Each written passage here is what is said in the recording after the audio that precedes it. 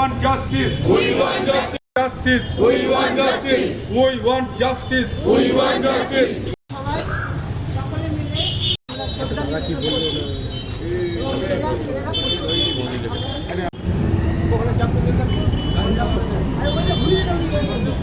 আমাদের এই এলাকার সিম্প্যাথেটিক ক্লাব 13 নম্বর ওয়ার্ড, 11 নম্বর ওয়ার্ড এবং এই এলাকার সমস্ত মানুষ আমাদের যে ঘটনাটি ঘটেছে আরজি করে তার প্রতিবাদে এবং তার যে সহানুভূতি, তার জাস্টিসের জন্য আজকে এখানে তার 1 মিনিট নীরবতা পালন করে সবাই মিলে।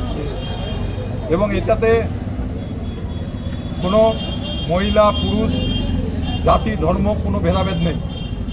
সমগ্র ভারতবর্ষের সমাজ, নারী সমাজ থেকে আরম্ভ করে সমগ্র সমাজ আজকে রাস্তায় নেমেছে এর দোষীদের শাস্তি দেওয়ার লক্ষ্যে, জাস্টিস চাওয়ার লক্ষ্যে। কারণ আমরা সকলেই জানি যে আমরা একজন দোষীকে যদি আমরা কেবলমাত্র শাস্তি দিই তাতেই ধর্ষণের মতো এই ঘটনার কোনো প্রতিকার হবে না।